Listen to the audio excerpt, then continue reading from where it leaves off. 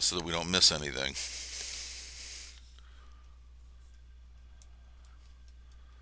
But to all the listeners that are out there that are attending, that are signed in at this point, thanks for coming.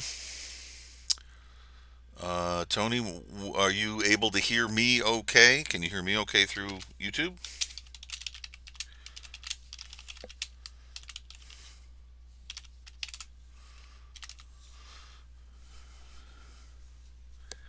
Let's see what Tony's got here.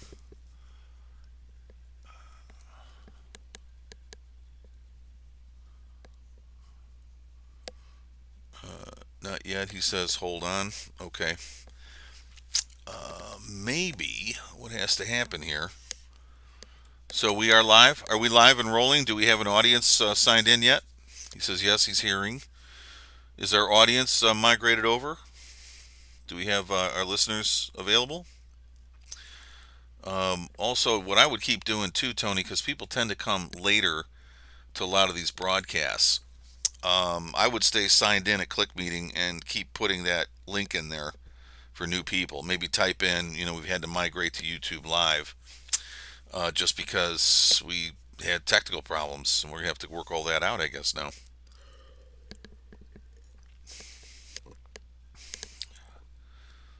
Uh, Audience is still not signed in yet. Are we waiting for the audience?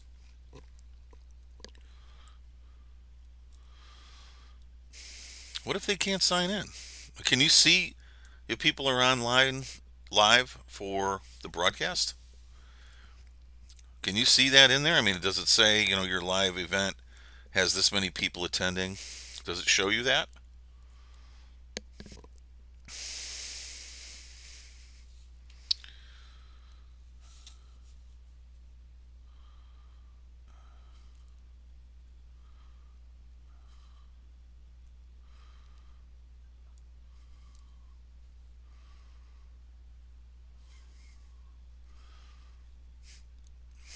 Is there any way to email people links? Well, it's probably too late now.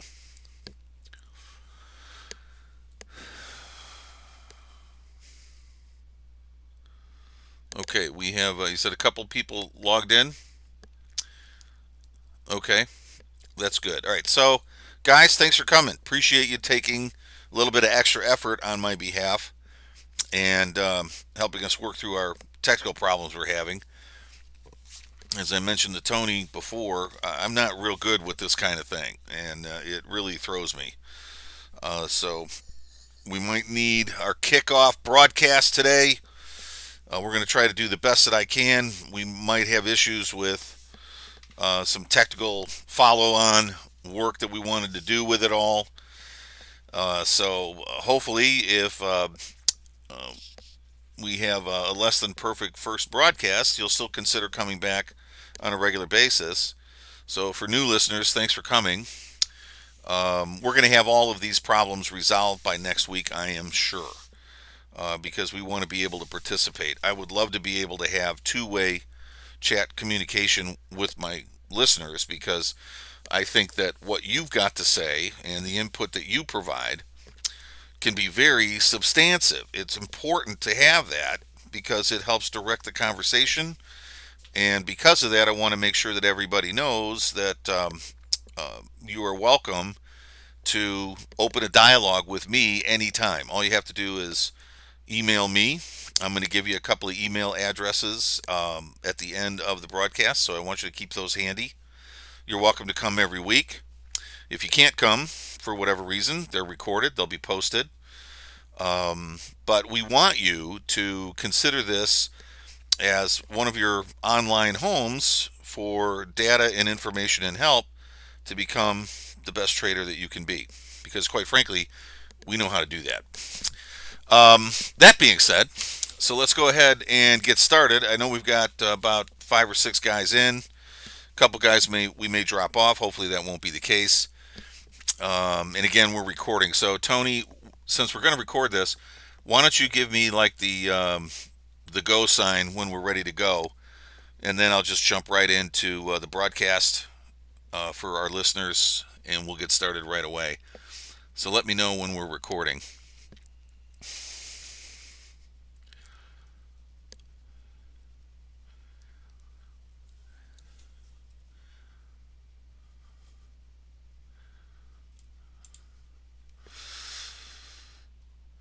Okay, I think we're recording. Um, Tony, are we recording? You put in there ready. I don't know if that means you're recording now. I need you to say yes or no to recording. Just say you're recording yes would be good or something like that would be helpful. If that's the case, let's get right to work. Let me move this to here and let's get started.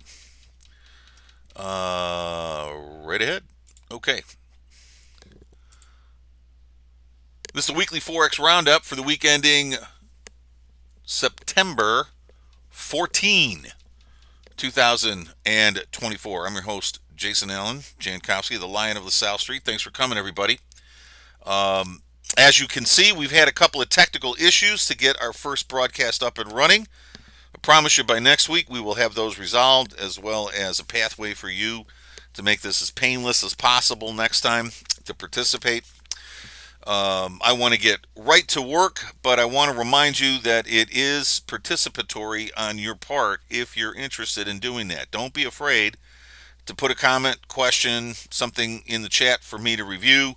I want that. I think that when you guys add input from the trader side, it helps clarify questions, comments, concerns that we all have. And of course, it's always good to do that to build a quality community for people that are pursuing our method of trading approach. So many of you may not be paid subscribers to the netwinningtrader.com website online service, the guided self-study of some high quality methodology to improve your rates of return and your performance within the markets. If you're not currently a paid subscriber, that's okay. We want you to take all the time you need to decide if what we have is for you. And of course, we think it is. So we're going to be talking a lot about what we talk about in here. We're going to talk a lot about from that point of view. So I think you'll like what you see. And over time, I hope this will become a regular place for you to get good quality help and feedback with your trading approach. That being said, want to make sure we're on the same page. For right now, I'm going to put this in every broadcast just to make sure the regulators are happy. Guys, if you, I don't know who's listening. So if you guys are regular traders, great. You already know there's a risk. You can and lose money. People can and do lose money trading. Trading in cash foreign exchange, futures or options is a risk investment. So you got to carefully consider if it's right for you. So if you know all that, great. If you're a new listener, you want to carefully consider if trading is right for you in light of your personal tolerance for risk and your financial tolerance for risk. Anything we talk about in here is considered opinion or hypothetical, so that's subject to change at any time. And it's important to note that we're not providing personal financial advice. So, all that being said, now the regulators are happy. Let's get to work. This week, guys, I'm not a big fan of what went down with economic data this week. I think the markets are heavily focused on the political situation here in the United States. As you know, in cash forex, the U.S. dollar is the central focus. Everything trades from the relationship of the dollar. So, despite the fact that there were some interesting um, data points coming from our trading partners, U.S. data continues to not be all that spectacular. And I think people are really just going to be focused on the political situation near term, and that I think will increase volatility. So, that being said, I just want you guys to know, I think personally, CPI, PPI, although they came in a little better than expected, um, what does that mean? Well, that means the political pressure. It means that people are going to take the point of view that the Biden-Harris administration hasn't really helped us at all with managing our economy, and we're getting a little bit of upticks around the board. Well, that's been well known now for a couple of years. We're thinking maybe if we get a different president, that possibly that'll change. So the fact that these are still upticking isn't taking a front seat to the psychology that's being processed in the market right now. That's very important that you understand that. We talk about this all the time in Net Winning Trader, that traders' psychology is what moves the market. So you need to kind of keep one hand, one finger on the pulse of that side of the market. And the psychology in the market today is looking for a change. If that's the case, what does that mean? Well, that would mean that we would have to get the economy jump started. What would have to happen? Well, we'd have to lower rates. That's a big thing. Lower interest rates. Well, how do you lower interest rates if inflation's getting out of control? Right? You see the pickle that the FOMC might be in? It's real important that that pressure that's coming to bear on interest rates, the next couple of weeks, we're going to watch this a little more closely now. As we head into the election cycle, watch what the comments are on interest rates, but always remember this. The FOMC, that listens to nobody. They operate on their own. They're going to do what they think they need to do on their own, with or without the approval of Congress or the executive branch. Well, that being said, next week is going to be interesting because of the data points that are coming out next week. Real quick, ECOFIN starts today. Expect to have some data from that on Monday. For those of you that aren't real familiar with what ECOFIN is, it's the Eurozone's broadest financial decision-making body. The council coordinates economic policies for the entire 28 member states, and their initiatives and decisions, can have some pretty widespread effect on the Eurozone's economic health. So they're meeting in Brussels right now. The finance ministers, which is a pretty high up guy inside each government, is all there, 28 of them. And in addition to the smoky room cigars with cigar smoking guys in the rooms and drinking scotch, and they're going to make real policy too for the rest of us. Now they're closed to the press, but they will renounce on Monday. They will announce what they basically have come to the conclusion on. A lot of that's rhetoric, and you got to really weed through that. So next Saturday, I'll have a little bit of notes for you on the ECOFIN meeting of the 28 financial ministers. Coming up next week, a little bit of data from Germany that is considered important. Balance of trade data and final on inflation numbers. The ZEW expectations is coming out. Germany, of course, largest economy inside the Eurozone. As Germany goes, so goes the zone. So we're going to watch that early in the week. Canada, we've got some inflation data, retail sales, pounds, retail sales. We've also got the final bank rate, which means the central banks are meeting next week. MPC press conference, yen, same thing. Balance of trade, policy rate, decision, press conference. Euro, policy rate, press conference. And the U.S. Fed on Wednesday. Fed funds rate, FOMC, press conference. It's going to be a bloodbath on Wednesday. So if you don't have a lead on what you're looking to do early next week, if you don't already have a lead on it now, it's okay to be nimble on Wednesday. I would expect some good volatility midweek.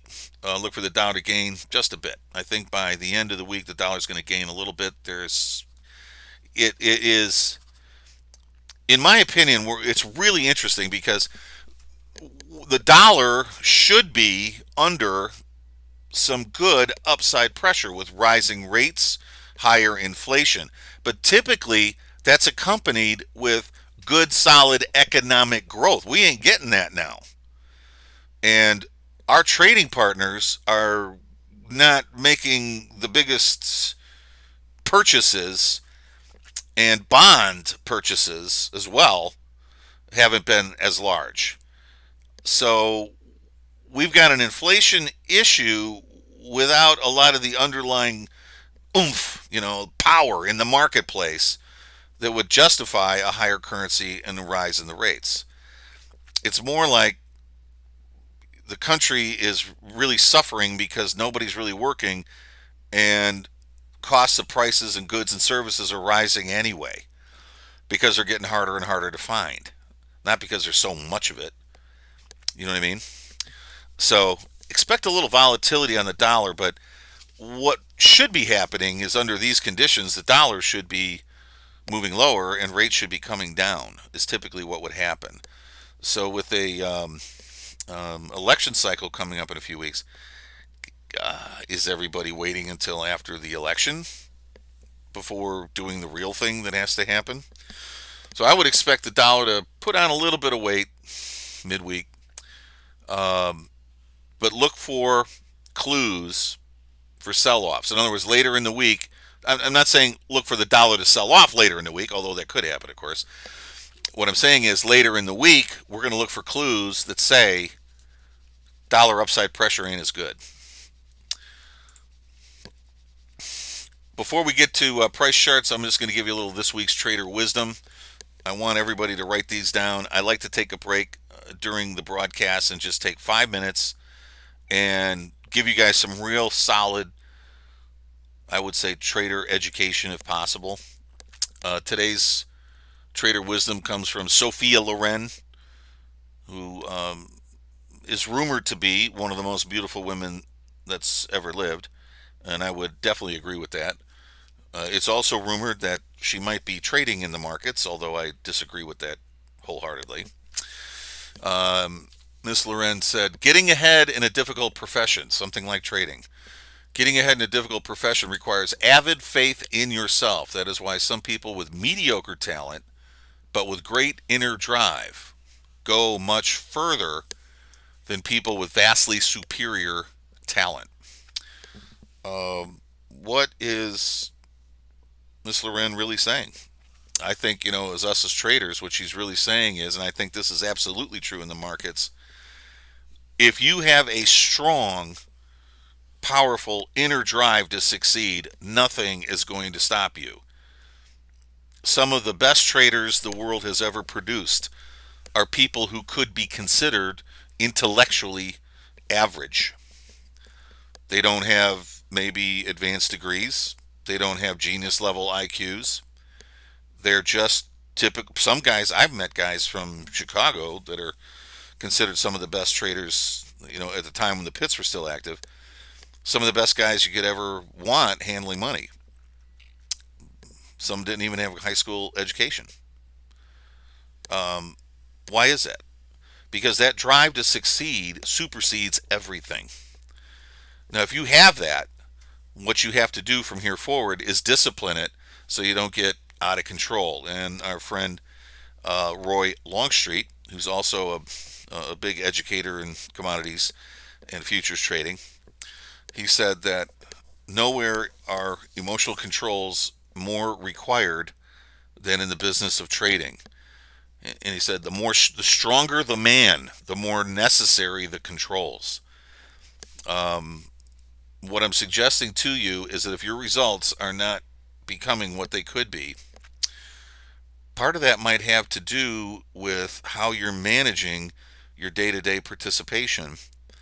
And maybe it's time to reevaluate how you invest each and every day or time that you invest with your trading. It's not how much you know about the markets.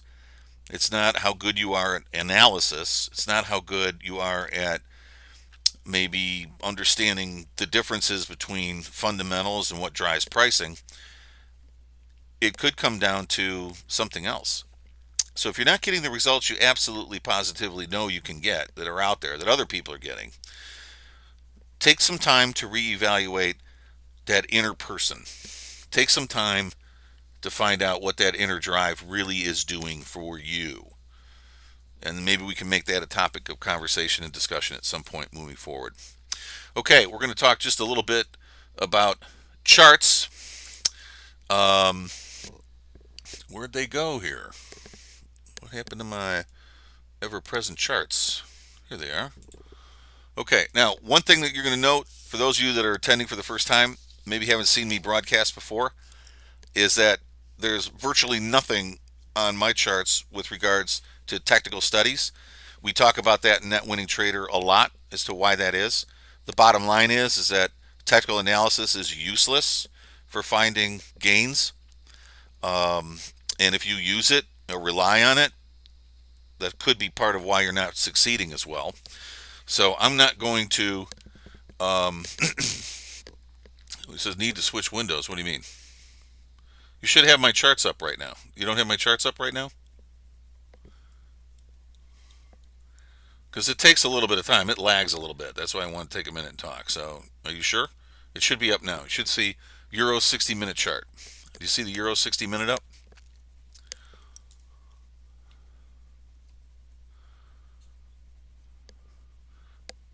Can you type that in? Let me know what you got, Tony. Because it lags a little bit.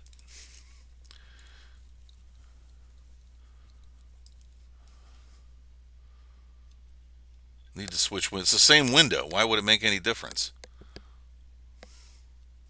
No, we don't see that. Great. Again, this is the technology issue, guys. Absolutely hate this. All right, all I did. Okay. Window capture. How do you switch window capture? Great.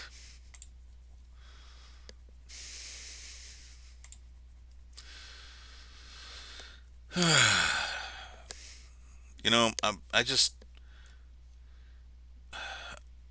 want to tear someone's head off. Okay? The window capture is on. The same screen is up. The screen that I have with the charts is the same. It's just overlaying on top of the PowerPoint. I don't understand why it's not there. So if this crazy software that I'm supposed to be using to get through today is saying I got to switch between this and something else, I don't know where to do that. So let me look real quick. Window capture, window. Oh, maybe this is this it? How about that? Let me know what you got now.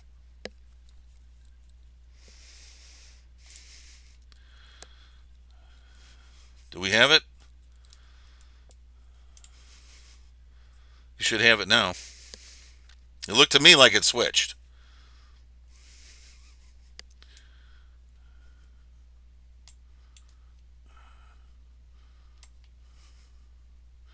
Now it's working. Okay. For those of you that are listening for the first time, I despise technology. Absolutely despise it. I know we have to use it. I know it's becoming more and more part of our lives. But when these screens are off and I'm just relaxing and doing whatever I want to do, there's none of this stuff is anywhere in my world. I hate it. Absolutely detest it. And I'm sorry, but that's just the way I'm made. And I got to get through that. And I got to learn to love all this crap. And I just don't. So, that being said, let's take a look. All right, so as I mentioned to you, you're not going to get a lot of help from technical analysis. You should have the Euro 60 minute up here. I'm just going to walk you through what I think is happening in Euro on a little bit higher time frame. We use higher time frames, not smaller time frames. The real money is in the higher time frames. It's what controls the marketplace. So starting with 60 minute, I want you to notice what's interesting here is that the Euro started the week at 110.85. It ended the week just barely at 110.75, right? High prints on a Friday, and the market basically closed unchanged. We had barely had, I think, 99-point range for the entire week. So it opened, sold off. Big news for CPI and PPI, right? Saying, oh, wow, the dollar's going to soar. And it made a new low and died and was bought immediately and closed unchanged on the week, roughly, after trying to make a new high on Friday. This is indicative of a market setting up for something else, in my opinion. I would be really cautious about getting short, uh, getting long euro on dips.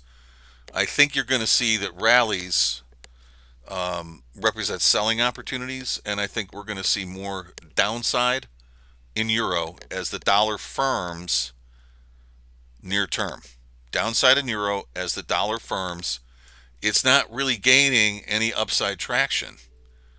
It couldn't make a move over Friday, and Friday's data, non-farm payrolls, was really, really good. Um, but it wasn't enough to force the market lower.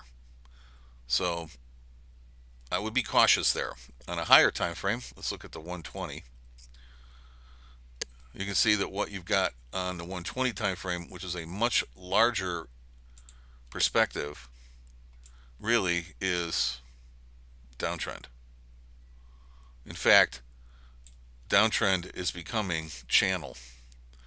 So I would be really careful with long side in this pair. I would be looking at the sell side consistently. Um, I think you're going to get a lot of volatility. You're going to cover a lot of this ground twice, but I think rallies represent opportunities to sell euro as dollar continues to strengthen a little bit near term. Pounds, I think it's the same argument, but pounds are a little bit. Well, let me go to a higher time frame. This is the weekly. I'm going to go back down to the 60 minutes. Sorry about that. Pounds are a little bit more. What's the word I'm looking for? I don't want to use the word quieter because they're not really quieter, but they do tend to move a little bit more definably. You know, um, I would be cautious again on buying dips in this pair. I think you're going to see more sell-offs than you are anything else. Be cautious on the long side. I think you really do have more downside opportunity here. For those of you that are taking time to work with the net winning trader trend following approach, make sure that you give some room to your stop.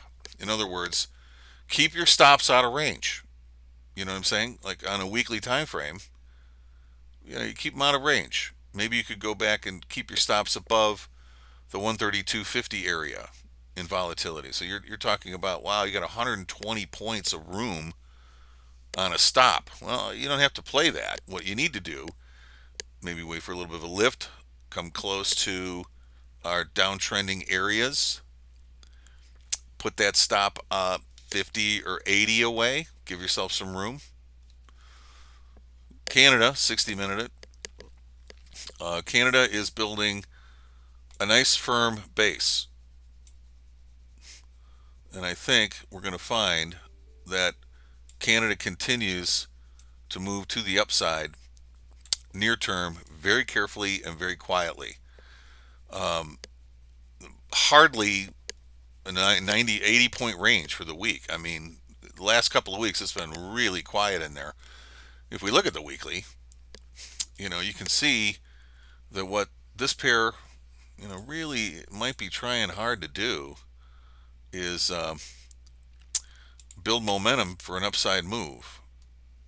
And you've got the 50 bar moving average is over the 100 bar on a weekly time frame, and they're still tracking right along the rail for uptrend. This could mean through the end of the year upside pressure in dollar Canada. Doesn't mean you can't short it. It just means be careful. And yen, same attitude here, except yen is coming down from some big time highs around the right here 161.80. Do you know what that was? That was a 37-year high for the yen. That's not time to buy. It's time to sell. This sell-off, I think we're getting real close to the end of that move. If we are, here's some horizontal lines to kind of help you going back in time here. We look at the monthly. Look at how much time the market has spent below this price area that we're in. And on the monthly and on the weekly time frame, the averages are way, way below the market. Well, not on the weekly so much, but definitely on the monthly. Do we have room to come down here another 15 handles? I think it could do that and still remain in a bullish condition, because conditions of correction are just that, correction. So what we want to watch for in dollar yen over the next 90 days, keep watching volumes. Take a look at the futures volumes for Japanese yen futures trading and look at the volumes. Look for volumes on down bars. You're looking for liquidation. What we're seeing is a liquidation move. Because we're looking for a liquidation move, volume should be higher on down bars as the dollar pulls back, which would be higher on up bars in futures.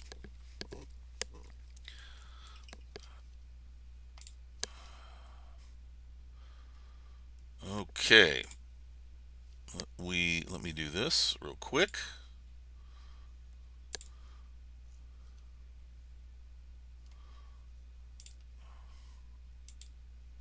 Okay, why won't it let me switch back now? All right, how's that? Okay, great. That's got the wrong one.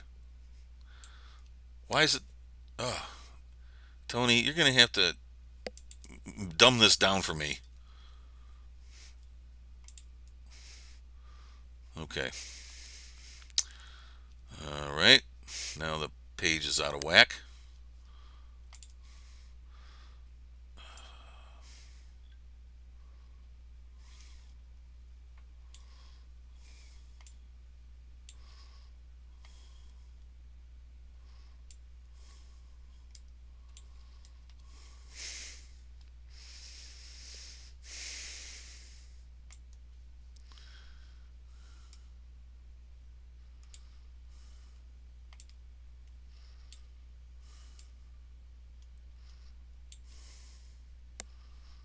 Oh man, I'm sorry, guys. I really am. I'm sorry that this is happening like this, but all I can tell you is that it's really irritating for me to have to go through this because I don't really understand any of this as to why it can't just be easy for somebody with no brain in their head like me sometimes, I guess. Okay, how's that? Can you guys see that screen all right? How's that look? Okay, you got it. Go to slideshow and PowerPoint. Good. Does it fit in the screen there? Okay.